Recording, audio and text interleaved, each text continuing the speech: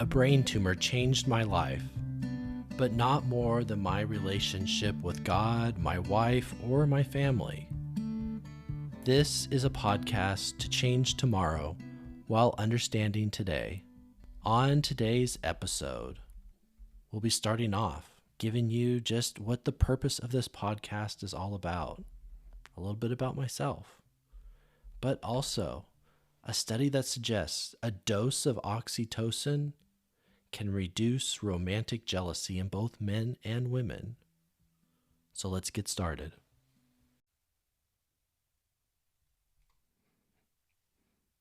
So you might be wondering, what is this podcast going to be about? Is it really worth my listening time? And I would say yes. Yes, only because I want to share stories and information with you that can truly change your life. And it happens by listening today. And then by changing tomorrow. So when I said this is a podcast of preparation, changing tomorrow while understanding today. While listening to this podcast, I'm hoping that you're going to be able to take information from it and not only apply it to your life tomorrow, but truly come to fully understand it. A lot of times we scroll so quickly through social media and through news headlines that we don't really read the nitty-gritty, the facts. We don't even follow up on stories. We just get the sensationalism of the moment. And so that's where my hope is for this podcast series, is to continue preparing you, to continue nurturing you, to continuing allowing you to grow so that you can go ahead and change. Because what we're doing is we're always looking for betterment. We're always looking for those opportunities to go ahead and to change our roles. For myself, I'm a husband, a father, a son, a Christian, an author, a podcaster, a national speaker. All these different roles that I take on, including my role of employment as a marriage and family therapist in Texas. I'm taking on all these different roles that if we lived in a vacuum, they wouldn't continue. We're looking for interdependence. We're looking at how to relate to others. And right now, in the midst of a pandemic, how well do we go ahead and interact with others? How well do we show the opportunities and the advancements of society to others? I would argue we're not. At first we were given the opportunity in this pandemic to pull back. Everything shut down. We were able to pull back and really try to find those things most important to us. Family, people, our time. Or were we just wasting away by scrolling? By truly not finding satisfaction, by pulling back into a shell and letting depression and anxieties and so much more affect our daily lives?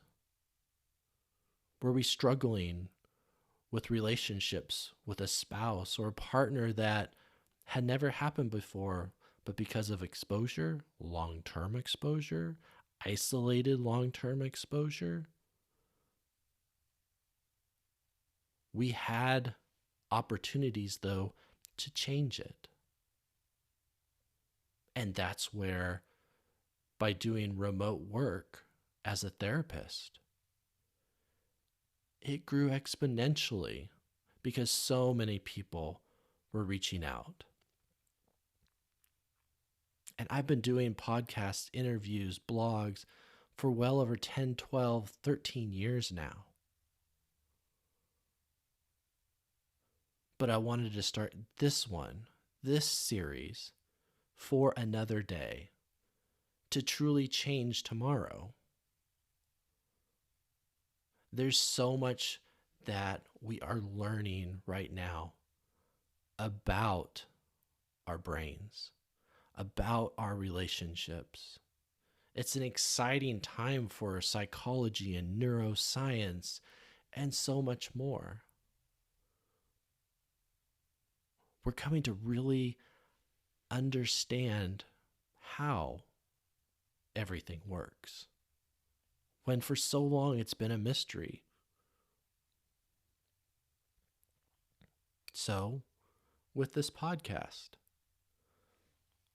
I'm truly looking at how we can share and instruct, how we can learn and change, how we can grow. But I always want to include some little nugget of research, and not just something that you can scroll by and just briefly read, but something where we're going to dive deeper rather than just reading it, which we will, to really understand the nuances and what it really means and how it applies to your life. So most of all, I'm encouraging you, share this podcast with others so that they too, you could have such a meaningful conversation around one of these podcast episodes, to really be able to break down and look at how does it apply then to my life. And that's that preparation. And when we prepare for a trip to travel, we have to pack a bag. We have to put our toiletries in there and put our clothes in there and anything else we might need along the way.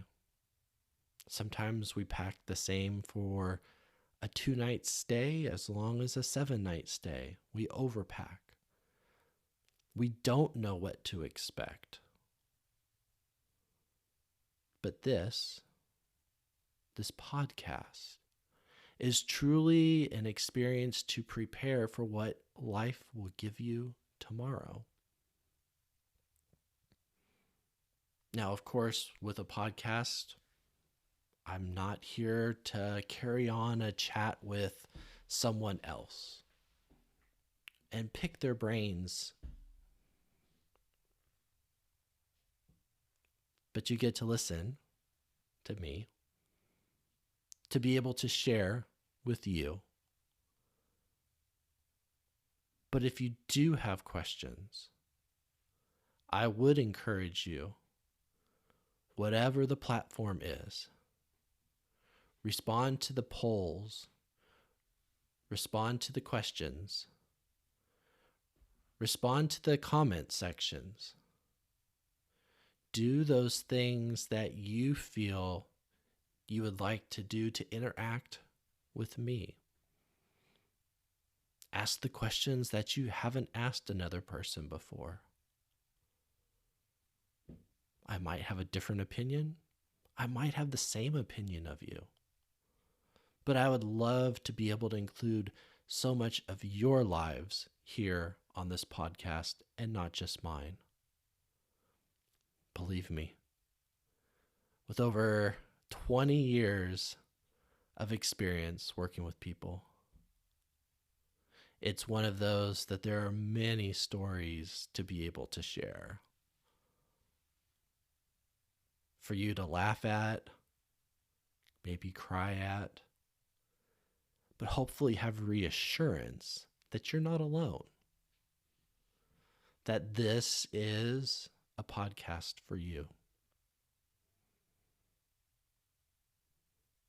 So I really hope that you go ahead and look for those new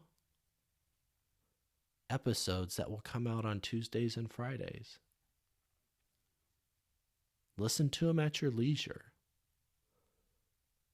But just know that they're there.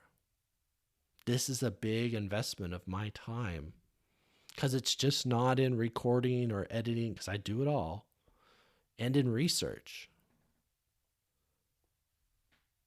So if you can ever help us out to the fact of a one-time or a monthly donation, I appreciate that very much. Or even shopping through one of our affiliates, I appreciate that very much.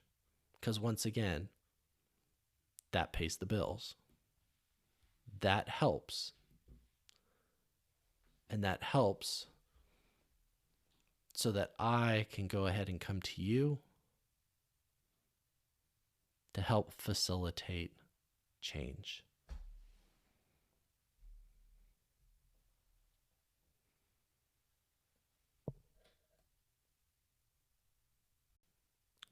So often everyone wants to know about the podcaster's life, and this is difficult to say the least. Tell me briefly about yourself. It's a loaded question that really depends on so much. In business, they encourage you to have what's called an elevator statement, a short, concise statement that you could tell someone about yourself in a short one-floor ride in an elevator. The problem is, what is related? It depends so much on the person you encounter and where you encounter them.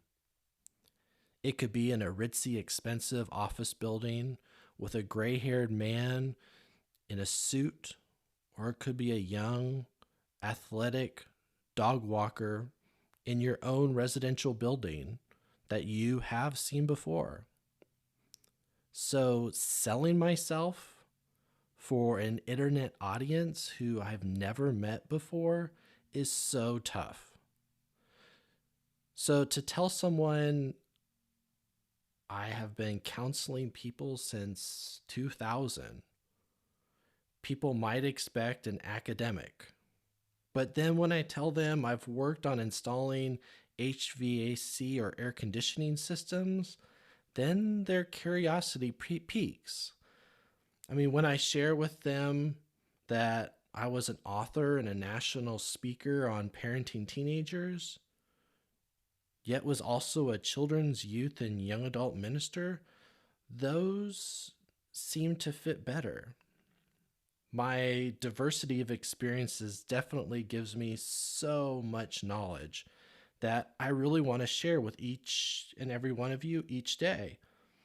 But it's in the encounters. It's the stories with the people that I have met on my lifetime that hopefully will keep you coming back episode after episode to hear more. Listening each week, and I'm sure you're going to come to know me even better. And I look forward to interacting with the listeners through questions and chats and polls and so much more. So, yes, my favorite color is red. Yes, I am married. Favorite animal? Raccoon. Favorite job? Online counseling. Am I a Christian? Yes. Beach or mountain retreat or vacations? Definitely the beach. Favorite fast food? Well, I'd have to be asking, is this gluten-free? Favorite 80s movie? Well, of course it would be Star Wars. First concert, music concert, Charlie Daniels. Number of states visited, 43. And do I have a pet? Yes, it's a poodle. So all things to come to understand and to be comfortable with the person behind the mic. Real dark chocolate and pretzel protein bars that both taste great and nourish us. Nugo offers so many types of bars and cookies for your enjoyment, but I always stick with the best. Plus, it's gluten-free. Click the link below to order yours today. Okay, so the headline reads, A dose of oxytocin can reduce romantic jealousy in both men and women. Okay, so if we take a step back first, this comes out of the Journal of Psychopharmacology. It was first published in February 18th, 2021. And it's coming out of, I have a link in the show notes from SciPost. That is from December 8th, 2021, when they finally were able to post it up. I refer a lot to SciPost just because they have a good breakdown of the information to be able to read rather than it coming straight from the journal articles. But I'm going to break it down even more than what is at hand on the website. Okay. So let's take a step back again and kind of come to an understanding here that oxytocin, okay, that neuropeptide, this is what they are studying. Now, if you don't know what a neuropeptide is, we might need to take a step back even further. And you can go ahead and Google this or search it anywhere on the internet. But oxytocin is mainly produced in the hypothalamus, which is kind of towards that center brain area, and it releases into the blood via the pituitary gland. Now, I start this one off with interest because just a month and a half ago, suddenly at the age of 47, rushed by ambulance and EMS to the hospital, and come to find out I had a pituitary tumor, and it was affecting my sight, in my left eye. It was affecting some of my thoughts or cognitions. It was affecting me being able to even walk. And so this is one of those that I thought, well, this would be a good place to start with. So this oxytocin is released by the hypothalamus, let go by the pituitary gland and other areas. You know, it can come out in other parts of the brain. It can come out even in the spinal cord. And it binds to oxytocin receptors. And this is what influences, behavior and psychology. And a lot of excitement started coming out when they really started understanding oxytocin in the 1990s. It was one of those that showed promise, and they tried to understand what type of emotions, what type of bonding does it truly induce? Because a lot of times you'll hear about oxytocin and breastfeeding, and then that bonding and that innate bonding experience.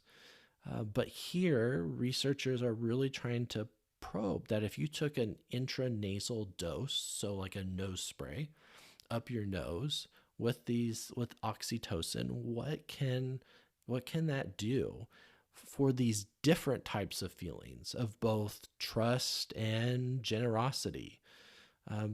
These really have exploded because they're able to administer very metered or regulated dosages up the nasal cavity, which are easily absorbed into the bloodstream, and they're also right there next to the pituitary.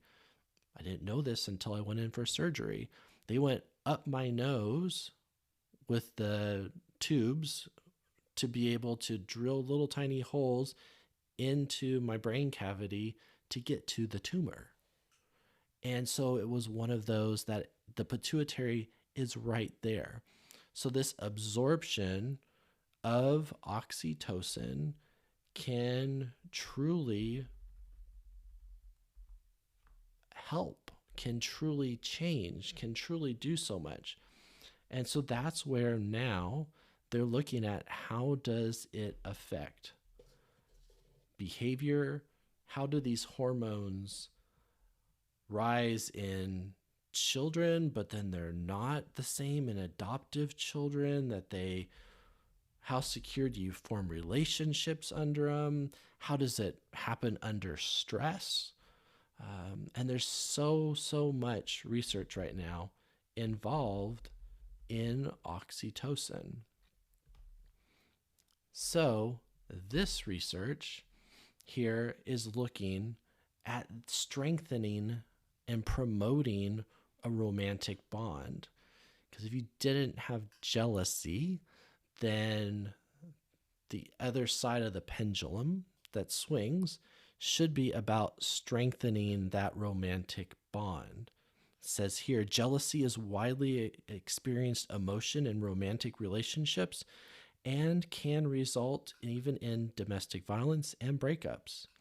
In extreme cases, romantic jealousy can become a pathological, leading to morbid conditions that they called the Othello syndrome. So there really hasn't been that much research done in terms of jealousy and ways to reduce jealousy. So the oxytocin sometimes is also referred to as the love hormone, but it's important in those bonds, like I said, not just parental bonds, but also bonds between couples. So as you have this relationship and as oxytocin goes ahead and is produced, that bond is increased. It's increased. So by having multiple partners, there is studies that are suggesting that there could be difficulties with the oxytocin neurons and receptors for production. Still more research to be done.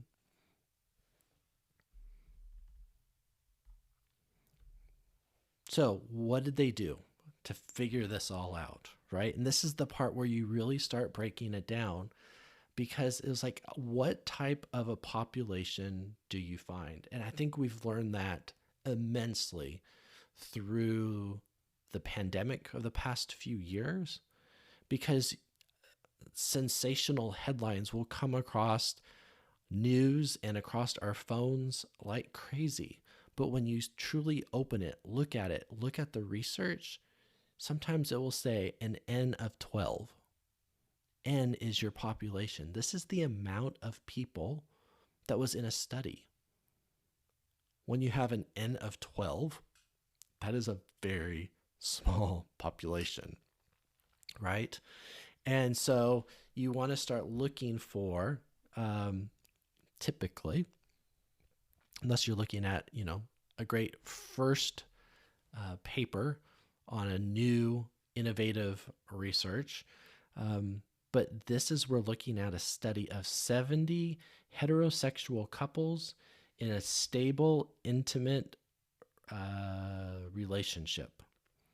The participants first completed a set of validated psychological assessments. So they sat down that would give them these tests or these assessments for their psychological health. They were then randomly assigned to receive either the oxytocin dose or a placebo. So this was intranasal. So one had the true oxytocin and the other control group had a placebo or just a fake nose spray that they would go ahead and use. Because when it comes down to it, if you just said, oh, you're the control group, you're fine, we'll do this test at the end. If you're not doing the exact same type, You have psychological bias. You have a placebo effect. So, by them not knowing who has the placebo and who has the oxytocin, it helps in that research.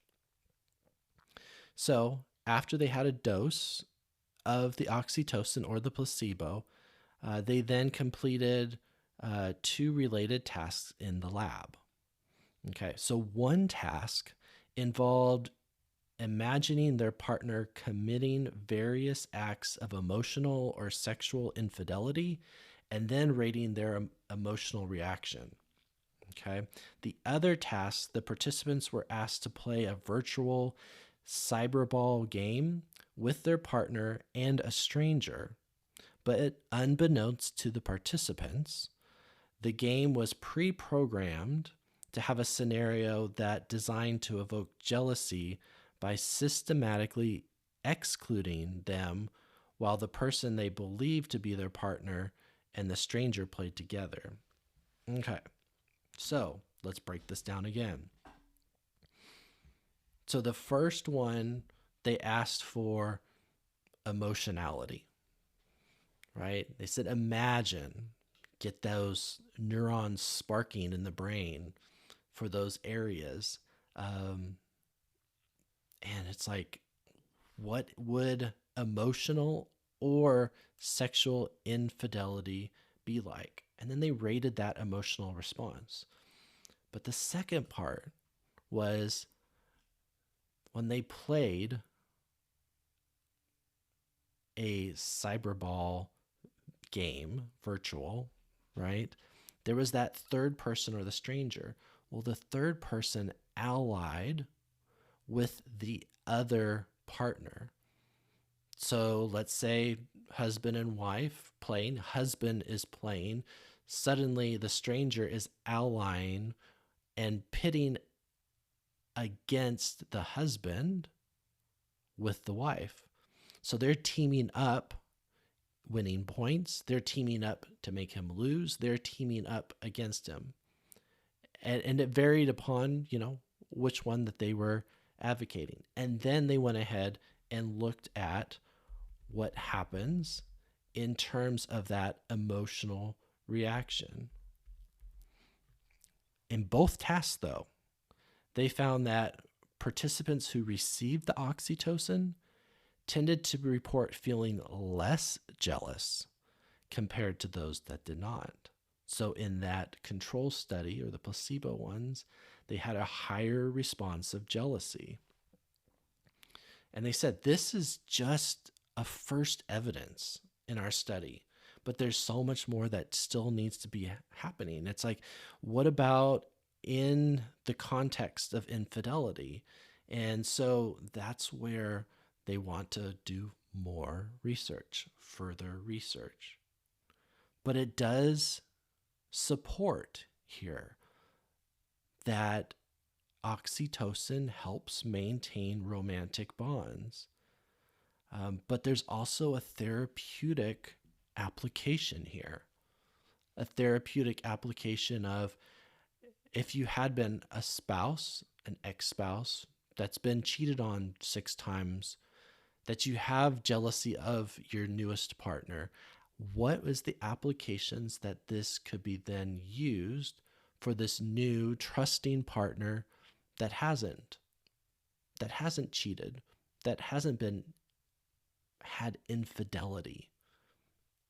Could it make a difference? Could it make a difference in that bonding experience?